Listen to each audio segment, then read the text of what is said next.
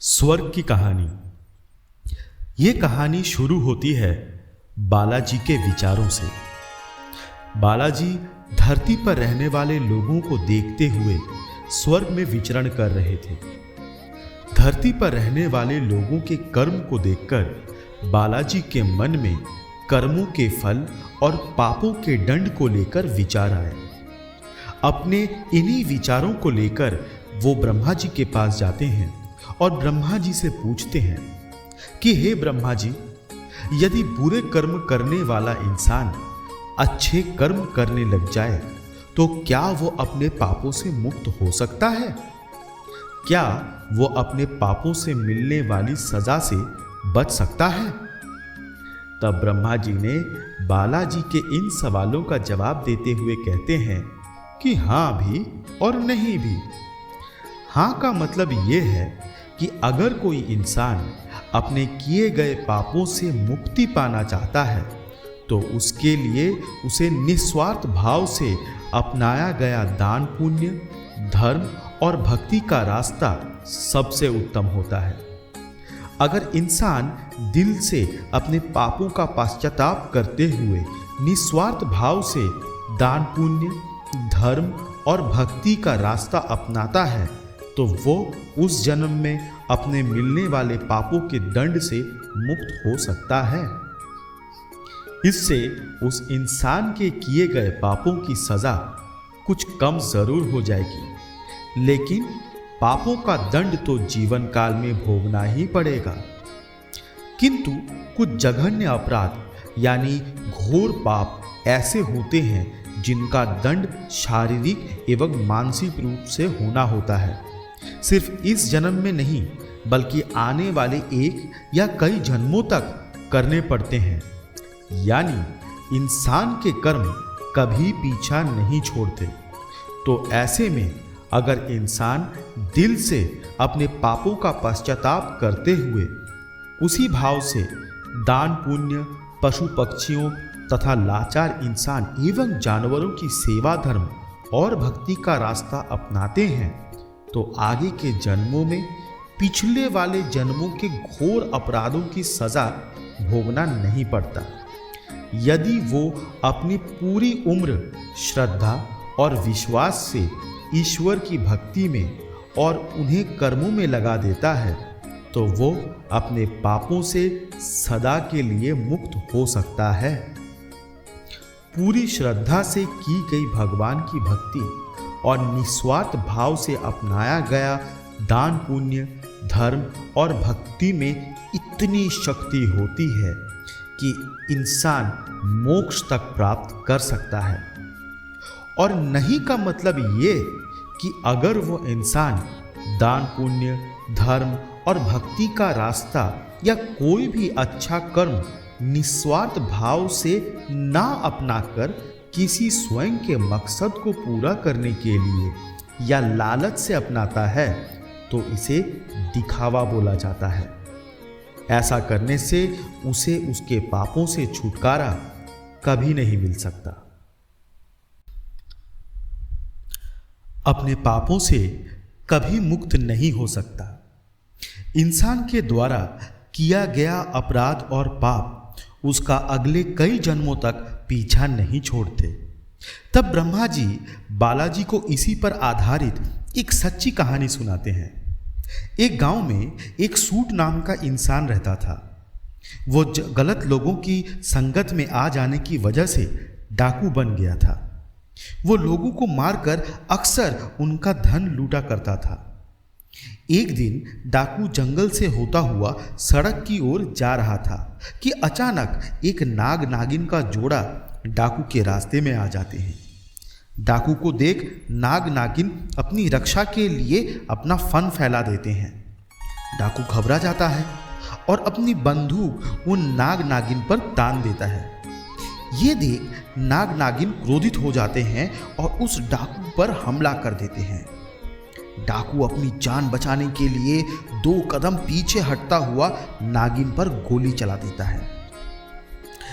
यह देखकर वो नाग डाकू पर तेजी से हमला करता हुआ डाकू की बंदूक पर चिपक जाता है। डाकू अपनी बंदूक को वहीं कहीं दूर फेंक देता है और वहां से भाग निकलता है। भागते भागते डाकू सड़क पर पहुंच जाता है। वहीं दूसरी तरफ उसी रास्ते से एक औरत और उसके साथ उसका 11 साल का एक बेटा भी था। वो दोनों घर की तरफ जा रहे थे। अचानक डाकू भी वहां आ जाता है। डाकू को देख माँ बेटे घबरा जाते हैं। डाकू औरत के करीब जाता है और बलपूर्वक उस औरत के सूखे गले में टांगा सोने का हार खींच लेता है। अब औरत अपने और अपने बच्चे की जान की रक्षा के लिए उस डाकू से दया की भीख मांगती है। लेकिन डाकू इतना क्रूर स्वभाव का था कि वो अक्सर जिस किसी को भी लूटा तो वो उसे मार भी डालता था। इसलिए डाकू पर उस औरत की बातों का कोई असर नहीं होता और वो उस औरत को तेज धार चाकू मारकर बुरी तरह से घायल कर देता है। ये देखकर वो बच्चा क्रोध से तिलमिला उठता है और पत्थर उठाकर जोर से डाकू के सिर पे दे मारता है। डाकू के सिर से खून निकलने लगता है, लेकिन वो डाकू उस बच्चे को भी चाकू से मार देता है और वहां से भाग जाता है। चीख चिल्लाहट को सुन आसपास के गांव के लोग वहां पहुंचते हैं। वो उस महिला और बच्चे को तरल के पास ले जाते हैं। माँ और बेटा दोनों बच जाते हैं और उधर डाकू भागता हुआ सीधे से जंगल की तरफ चला जाता है। बहुत थक जाने की वजह से डाकू वहीं आराम करने लगता है। दूसरी तरफ वो नाग डाकू का पीछा करते हुए वही डाकू के पास पहुंच जाता है। डाकू सो चुका होता है और इधर नाग अपनी नागिन की मौत का बदला लेते हुए उस डाकू के पैर को डस लेता है। डाकू दर्द से छटपटाता हुआ वहीं मर जाता है। ये सारी घटना यमपुरी में बैठे हुए चित्रगुप्त और यमराज जी देख रहे थे। डाकू के मरते ही यम के दूत यमलोक से धरती पर डाकू की आत्मा को लेने आते हैं। वो डाकू की आत्मा को यमलोक ले जाते हैं। यमलोक में चित्रगुप्त जी अपनी किताब में डाकू के द्वारा किए गए सभी कर्मों और पापों का लेखा जोखा देखते हुए उसे उसके पाप की सजा सुनाते हैं। डाकू की आत्मा को बहुत सारी यातनाएं दी जाती है। इसके बाद चित्रगुप्त जी डाकू की आत्मा को बोलते हैं कि जिस 11 साल के बच्चे को तुमने चाकू से मारा था, उस पाप की सजा भुगतने के लिए तुम्हारा फिर से धरती पर जन्म होगा और एक पंडित के घर होगा, जहां तुम सिर्फ 11 साल तक ही जीवित रहोगे। दूसरी तरफ एक गांव में एक पंडित रहता था, जिसकी पत्नी को 10 साल से कोई भी औलाद नहीं हुई थी। पंडित भगवान बालाजी का बहुत बड़ा भक्त था। वो रोज बालाजी बाबा की पूरी श्रद्धा और विश्वास के साथ पूजा अर्चना किया करता था। इतना ही नहीं, साधु संतों को भोजन भी करवाता था। हर दिन भगवान बालाजी को उनकी भक्ति और पुण्य कर्मों से वो प्रसन्न हो उठे थे और वो प्रसन्न होकर पंडित को दर्शन देते हैं।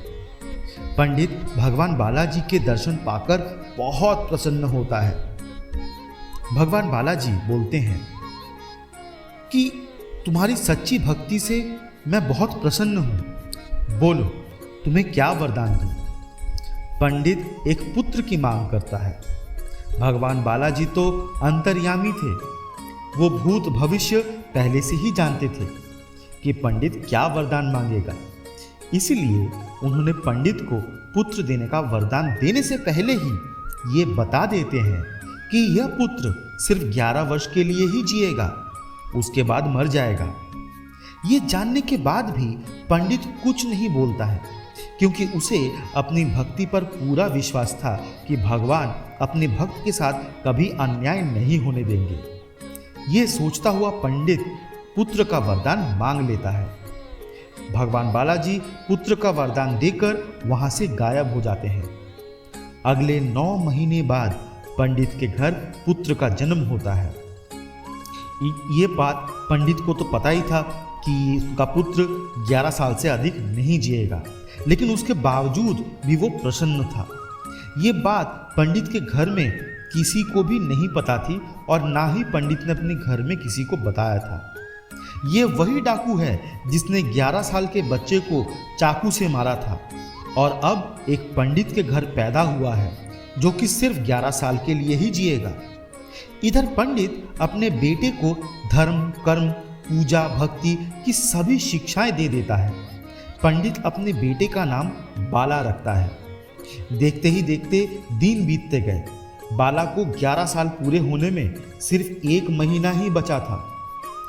पंडित बाला के मामा को तुरंत घर बुलवाते हैं और खूब सारा धन देकर काशी जाने को कहते हैं। पंडित धन देते हुए बोलता है कि वहां बाला के हाथों 28 दिनों तक यज्ञ करवाना, साधु संतों को पूरी श्रद्धा के साथ भोजन करवाना और पूरी विधि अनुसार बालाजी के मंत्र का जाप करते हुए 28 दिनों तक रोज सुबह भगवान बालाजी की पूरी श्रद्धा से विधि अनुसार पूजा करनी है। अगले ही दिन मामा और बाला धन लेकर काशी के लिए निकल पड़ते हैं। काशी पहुंचते ही मामा और बाला वो सब करना शुरू कर देते हैं जैसा कि पंडित जी ने बताया था। ठीक 28वें दिन बाला की हालत अचानक खराब हो जाती है। बाला के मामा बाला को आराम करने के लिए अंदर भेज देते हैं।